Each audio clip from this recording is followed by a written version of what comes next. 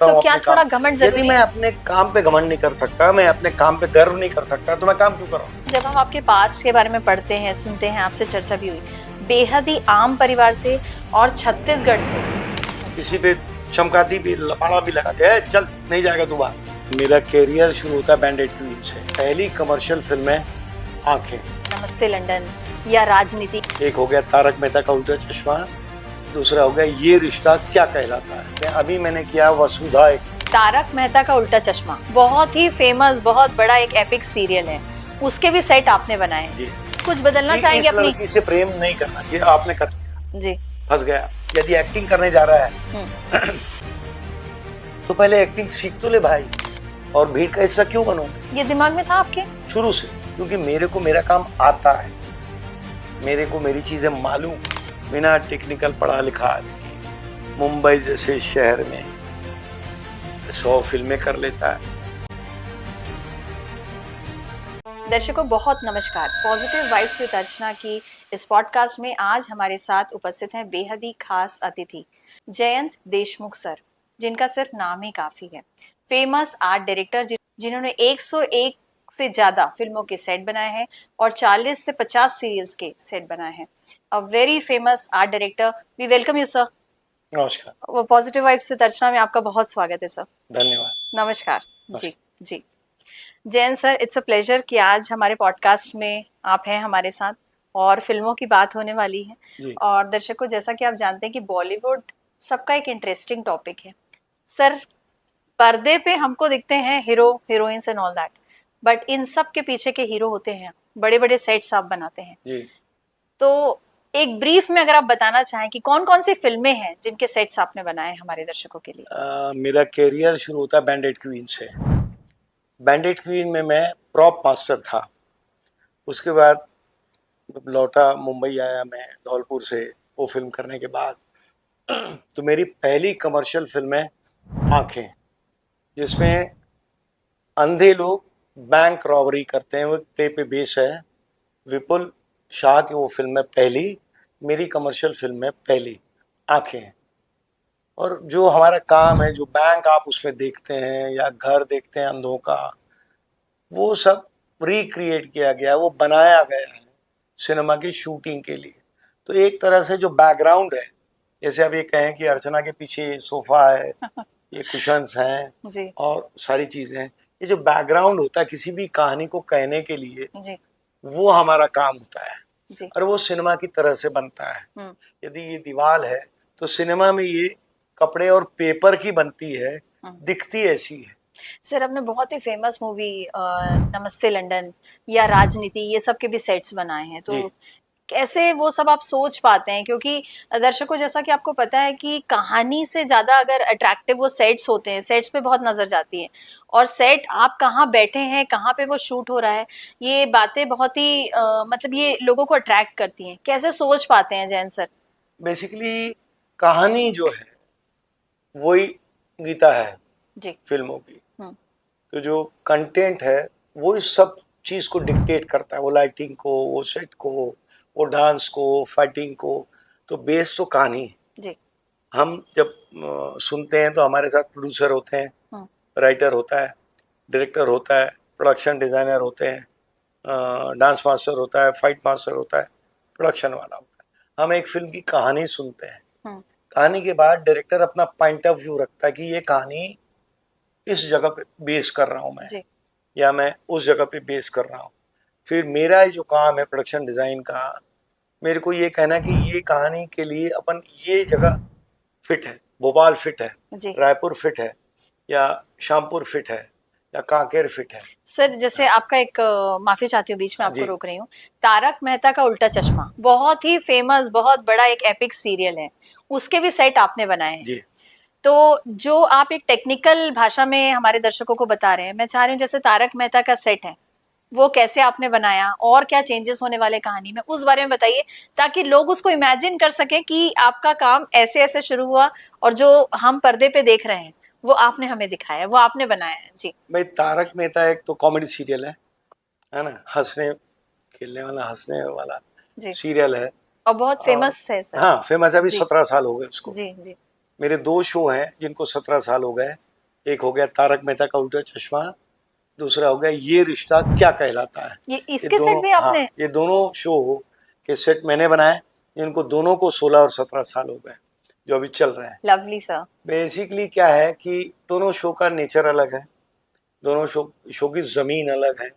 तारक मेहता का सेट आप ओपन में देखते होंगे, वहाँ पानी भी गिरता है, और वहाँ ये भी देखते होंगे कि कैरेक्टर्स जाते हैं राइट या और लेफ्ट चले जाते हैं। जी। तो वहाँ इंटीरियर नहीं है, इंटीरियर कहीं दूसरी जगह है। सिनेमा कटवे है, सिनेमा में जो डायरेक्टर दिखाना चाहता है वही आप देखते हैं जी।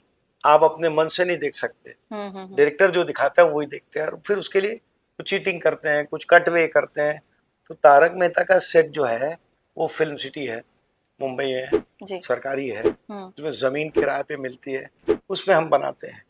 और फिर चूंकि टीवी है तो उसका बनाने का तरीका अलग है, जो फिल्म है उसको बनाने का तरीका अलग है, और उसके कलर्स भी इसलिए ऐसे हैं क्योंकि वो कॉमेडी है। सर अभी करंटली कौन कौन से और सीरियल, जैसे हम चर्चा कर रहे थे तो अभी आपने बताया कि कागज टू का भी सेट आप बना रहे हैं, अभी करंटली कौन कौन से प्रोजेक्ट आप कर रहे हैं? 2 फिल्में मैं कर रहा हूँ, पर उसमें से मैं नाम नहीं बोल पाऊंगा आपको। अच्छा जी। क्योंकि टीवी का ऐसा है कि टीवी हम बता सकते हैं। अभी मैंने किया वसुधा, एक सीरियल आता है सर जी उसका टीवी भी सेट बहुत रॉयल है। हाँ, जी। तो वसुधा मैंने जी। किया, हाँ। और अभी एक शो का काम कर रहा हूँ मैं अभी। जी। मतलब जैसे टीवी पे आप जब देखते हैं कि कोई उज्जैन की कहानी है, तो कहानी उज्जैन की होती है, उज्जैन में शूट भी होता है, पर उज्जैन के घर है यदि है तो वो मुंबई में हम बनाते हैं। ओह। आप पूरा शूटिंग मुंबई में एक सेट पे होता है, जो कहता है कि मैं उज्जैन हूँ। हर बार वो उज्जैन नहीं जाते हैं, एक बार उज्जैन दिखा दिया, फिर उसके शॉट्स होते हैं उनके पास में, और फिर एक घर हम बनाते हैं जो लगे कि उज्जैन का घर है। जैसे अब ये घर है आपका, या ये सोफा, या ये आप किसी का भी घर बना सकते हैं। मैंने जितने भी काम किए आज तक, जो फिल्में हैं वो भी और जो टेलीविजन है वो भी, मैं कहानी सुनने के बाद ही काम करता हूँ जी। मेरे को न्यूट्रल सेट बनाते आता नहीं। जैन सर आज तो पर्दे में हम आपकी सक्सेस देख रहे हैं। जब दर्शकों को बता दो, जब हम मूवी देखने जाते हैं तो सिंगल स्क्रीन में आर्ट डायरेक्शन में जयंत देशमुख ऐसा नाम आता है। अगली बार जब आप फिल्म देखने जाएंगे तो आप ये जरूर देखेंगे। सर आज तो आप एक सक्सेसफुल पर्सनालिटी के रूप में हमारे बीच बैठे हैं, लेकिन जब हम आपके पास्ट के बारे में पढ़ते हैं, सुनते हैं, आपसे चर्चा भी हुई, बेहद ही आम परिवार से और छत्तीसगढ़ जहाँ पे रायपुर से जहाँ के लोग एक जब सपना देखते हैं कि बॉलीवुड जाने का तो उन्हें नामुमकिन सा लगता है। मैं उन सब युवाओं को और जो भी ऐसे सपने लेके चल रहे हैं उन्हें जयंत देशमुख सर का एग्जाम्पल देना चाहूंगी। और सर इस यात्रा के बारे में जानना भी चाहूंगी कि एक छोटे शहर का छोटा व्यक्ति, आम बैकग्राउंड का, इतना बड़ा सपना देखने का साहस कैसे कर पाया? क्यों नहीं, सपना सदा बड़ा ही देखना जी। इसके साथ एक और पॉइंट ऐड करना चाहूंगी, और वो कौन सी खूबी थी आप में कि एक युवा में अगर ये है तो आप मानेंगे कि हाँ वो जो सपना देख रहा है वो वहां तक पहुंचेगा जहां आप पहुंचे? क्या था, बहुत जब आप युवा होते हैं ना तो आपको खुद को मालूम नहीं होता कि किधर जाना है। जी। फिर धीरे धीरे आपको तय करना पड़ता है कि क्या करना है। चूंकि मैं बैचलर ऑफ जर्नलिज्म था, बैचलर ऑफ आर्ट्स था, अब उसके बाद मुझे करना क्या है मुझे नहीं मालूम। आपने जर्नलिज्म भी किया है? जर्नलिज्म भी किया, मैं जी। डिग्री होल्डर हूँ, और क्या बोलते हैं मेरिट में पास हुआ हूँ मैं। ओह। तो कभी सोचा था कि नौकरी से इतनी चमक धमक वाली दुनिया में आ जाएंगे सर आप? तो शुरुआत में आप मिडिल क्लास होते हैं तो आपको रास्ता मिलना बड़ा मुश्किल होता है। कैसे मिला? मैं राइस रिसर्च सेंटर लभांडी में हुआ करता था। एक रायपुर के एक पोएट है विनोद कुमार शुक्ल, जी जी बड़े जी। पोएट हैं हिंदुस्तान के, वो वहाँ पढ़ाते थे, और हम थिएटर करते थे यहाँ। रचना नाम का ग्रुप था, उनके साथ काम करते थे। शाम को मैं थिएटर करता था, तो थिएटर की एक लगन शुरू हो गई थी करने। अब हमें ये नहीं मालूम कि आप थिएटर कहाँ करें, कैसे करेंगे। खुदा न खास्ता ये हुआ कि रंगमंडल भारत भवन, इसके पहले मैं राष्ट्रीय नाट्य विद्यालय का इंटरव्यू देने गया। हम इंटरव्यू देने गए, हमारा हो गया। फिर हम 13 साल बतौर अभिनेता हमने वहाँ काम किया। जी। तो उसमें आप फिर नाटक वगैरह में अभिनय करते प्ले थे? में ही अभिनय करते थे, और वहाँ करते करते मैंने बैक स्टेज बहुत किया। अच्छा। लाइटिंग, कॉस्ट्यूम, सेट, तो मेरा इंटरेस्ट उसकी तरफ था। फिर जैन सर मुंबई की उंगली किसने पकड़ाई कि मुंबई जाना है? मतलब मुंबई जाना सोचना जाने की बात नहीं थी। इसके बाद सुष्मिता मुखर्जी एक एक्ट्रेस है, अच्छा। करमचंद में काम करती थी, जो किटी बनती थी, सतीश कौशिक डायरेक्टर हैं हम्म और राजा बुंदेला एक हम्म एक्टर थे। हम्म उनका ग्रुप भोपाल में एक प्ले करने आया, अतुल तिवारी ने उसको डायरेक्ट किया था। ओ तब तक भारत भवन रंगमंडल बंद हो चुका था। हम्म अब मेरे सामने मुश्किल थी कि मैं करूँ क्या, जी क्योंकि मुझे मेरे परिवार को भी पालना है। मेरी 2 बहनें हैं और मेरे माता पिता रायपुर में रह रहे थे, उनकी जिम्मेदारी थी आपको? उनकी जिम्मेदारी मेरे पे थी। ओ मेरे लिए ये समस्या हो गई कि मैं करूँ क्या। पर खुदा न खास्ता उन लोगों ने मुझसे कहा कि जैन तुम मुंबई चलो, उस समय बॉम्बे था, हम्म चलो करते हैं, देखा जाएगा। मैं भी हवा में, आपने रिस्क लिया? मैं भी चल दिया। मैं, रिस्क लिया सर। हाँ, रिस्क, बिना रिस्क कुछ नहीं होता। और उम्र उम्र क्या थी आपकी? उस समय मेरे ख्याल है उम्र मेरी 34 के आसपास, मतलब 30 वो तो 30। बड़ा रिस्क है एक तरह हाँ, से। जी। रिस्क है। आपने कुछ नहीं सोचा कि मैं चला जाऊंगा तो मेरी फैमिली की अर्निंग यहाँ पे तो कुछ काम मिल जाएगा, बट जब आप ऐसे सोचते हैं ना तो आगे कभी नहीं बढ़ पाते आप। ये मेरा जीवन मंत्र है। आपने सोचा कि इसका क्या होगा, तो कभी कुछ नहीं होने वाला। ओ आप चले जाओ, उसका हो जाएगा, क्योंकि आपका एम अलग है। जब मैं वहां गया, पर उसके पहले मैं बैंडेड क्वीन कर चुका था, तो सिनेमा का एक बैंडिट क्वीन हाँ, कर चुके थे बॉम्बे जाने के हाँ, पहले? बॉम्बे जाने के पहले। ओह तो मेरे को एक विजुअल उसका, सिनेमा का विजुअल, सिनेमा हम देखते ही थे, हम्म। तो विजुअल हमको समझ में आने लग गया था। हम्म पर ये था कि हमको कौन देगा काम, हमको तो नॉलेज नहीं, हमने कोई टेक्निकल नॉलेज नहीं लिया है। पर ये होता है कि आप यदि आप में लगन है हम्म तो आपको रास्ता मिलता है। यानी सर जैसे हम भी ये सब काम कर रहे हैं, कई बार संशय की स्थिति में आ जाते हैं, यानी ये स्थिति आपके साथ भी आई थी? हजारों बार आती है, हजारों बार आती है? आज भी आती है। अच्छा। पर उससे लड़ना ही तो मेन है। जी। यदि उस पे हार गए तो फिर क्या फायदा, कभी नहीं हारे आप? क्यों हार रहे हैं।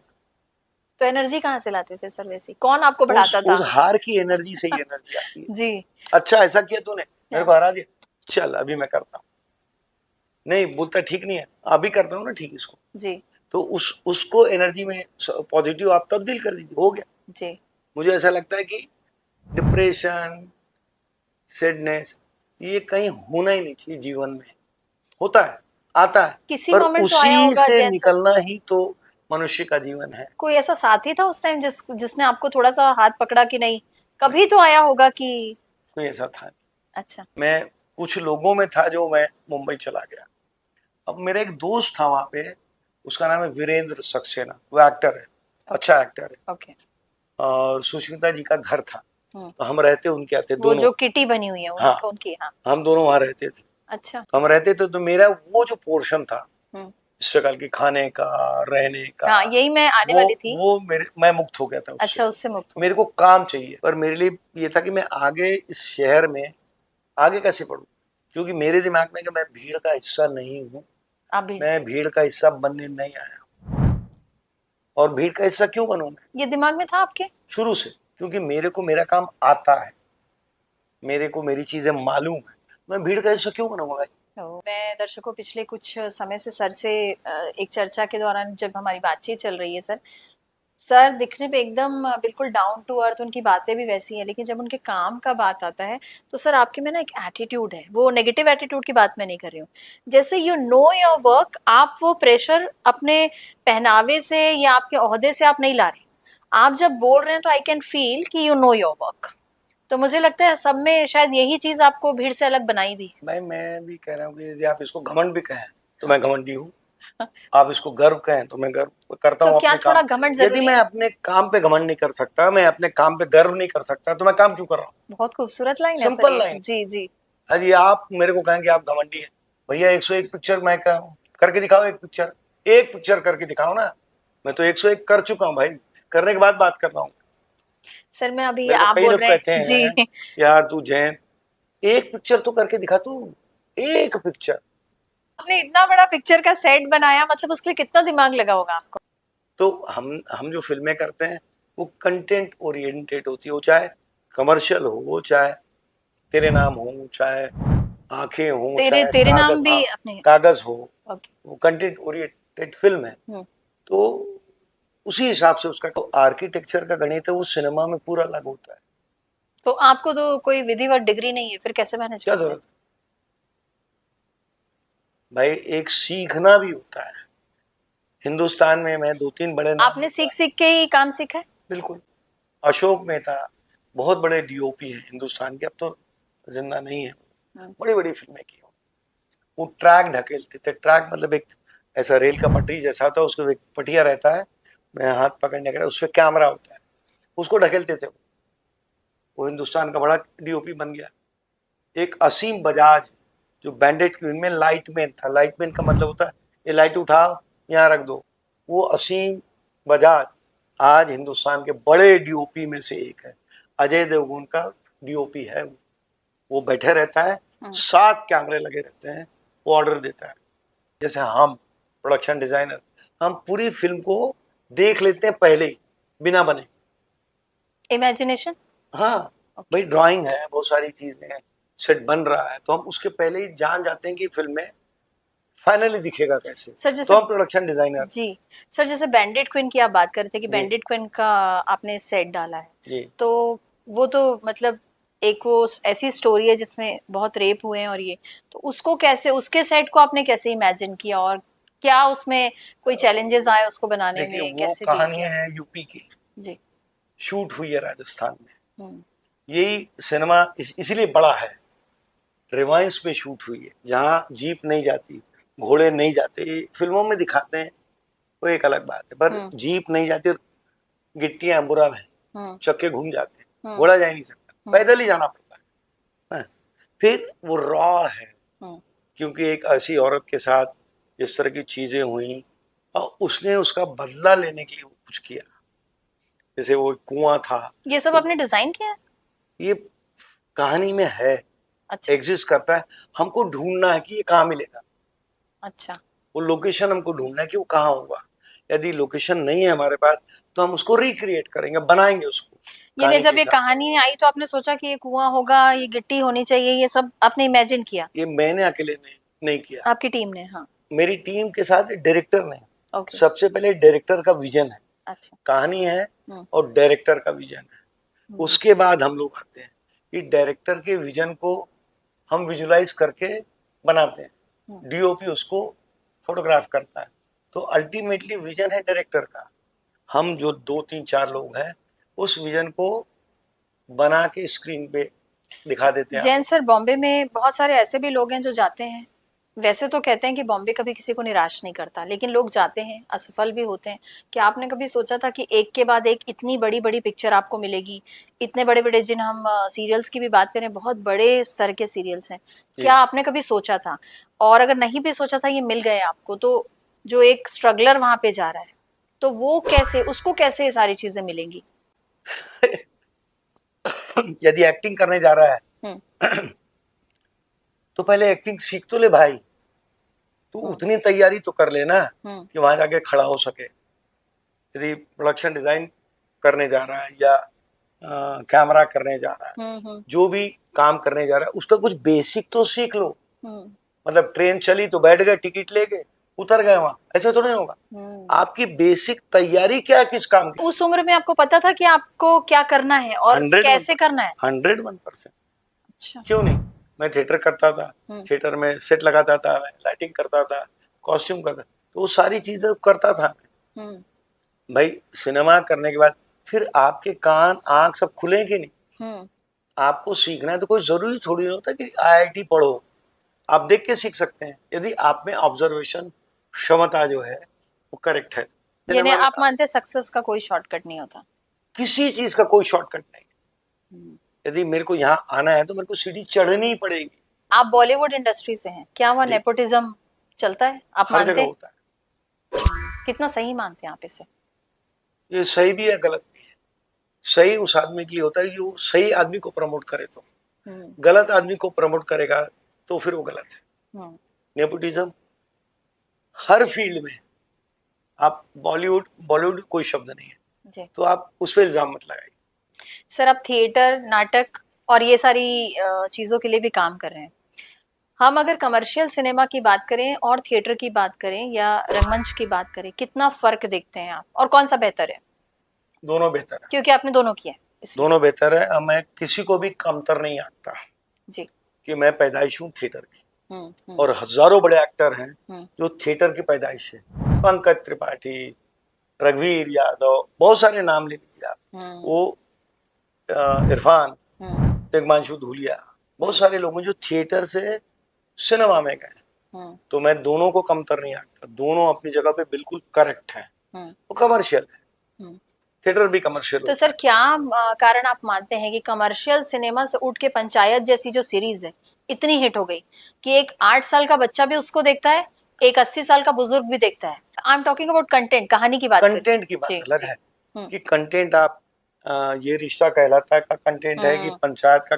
अभी क्या होता है, अब बहुत सारे कमर्शियल, यदि कमर्शियल शब्द इस्तेमाल करें, क्योंकि कमर्शियल भाई कोई भी प्रोडक्ट बनता है 10 रुपए में, वो 12 रुपए उसको रिटर्न तो चाहिए ना, उसकी मेहनत है, टाइम है, बहुत सारी चीजें। पर थिएटर आर्टिस्ट कनेक्ट करते हैं सर, जब आप पंचायत को देखते हैं बिल्कुल प्लेन सिंपल लोग, लेकिन वो अट्रैक्ट करते हैं। नहीं, वो इसलिए अट्रैक्ट करता है कि हमने अपने जीवन से गांव, वो कस्बा निकाल दिया है जी। हम रह रहे हैं बंगलों में, बड़े बड़े आलीशान पर्दों के बीच में, तो आपने अपनी जीवन से कस्बा और वो चीजें तो निकाल दी हैं। सारे तामा झामा के बावजूद भी आप एकदम सिंपल जब आता है ना, तो वो इसलिए अट्रैक्ट करते हैं। बार बार अपनी जड़ों की ओर लौटना बहुत जरूरी है। आप लौटते हैं? हाँ, 100%। आप तो जड़ों से जुड़े ही हैं लग रहा है मुझे इतनी 100%। बात करके। जी। इसलिए लौटता हूँ कि इतना कमर्शियल काम करता हूँ मैं, जब मुझे लगता है कि यार अभी बोरिंग है, मैं थिएटर करने लगता हूँ, मैं रायपुर आ जाता हूँ, मैं भोपाल चला जाता हूँ, क्योंकि आपको रिफ्रेश होना बहुत जरूरी है। आपका जो डिप्रेशन किसी का आता है वो इसीलिए आता है कि एक केज में बंद है, वहीं वहीं वहीं वहीं। आप बाहर आओ, बाहर हिम्मत नहीं बाहर जाने, वो हिम्मत जुटानी पड़ती है, हिम्मत जुटाओगे हो जाएगा और जाना चाहिए। रिफ्रेश है और जाना चाहिए आप बोलते हैं? 101%। मैं आपकी एनर्जी फील कर रही हूँ, आप पूरे दिन भर से काम करके आए, बट वो एनर्जी आपके अंदर है। लेकिन बहुत सारे स्ट्रगल्स तो आपकी भी लाइफ में आए होंगे जो हमारे युवा सुनना चाहेंगे कि ये दिक्कतें आई आपको सच में, और आप कैसे उभरे उनसे? अचानक दिक्कतों की बात नहीं है, दिक्कतों की बात करना नहीं चाहिए। दिक्कतें आएंगी ये कंफर्म, इतना करने के बाद भी आज भी आती है आपको? आज भी हम सोच रहे हैं कि अगली फिल्म कब मिलेगी हमको, कौन प्रोडक्शन बुलाएगा हमको, कौन सी फिल्म में क्या करेंगे हम। एनर्जी आपके काम से आती है। यदि आप सोचे कि एनर्जी है मेरे में, तो मैं आपको सुबह 3 बजे तक इसी एनर्जी से बात कर सकता हूँ, और घर में जाके सो के 7 बजे इसी एनर्जी से आ सकता हूँ।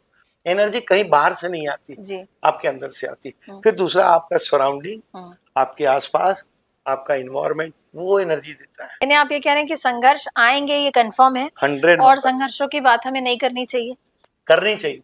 अच्छा। उससे कैसे जूझेंगे उसका रास्ता ढूंढना चाहिए, वो तो होना ही है।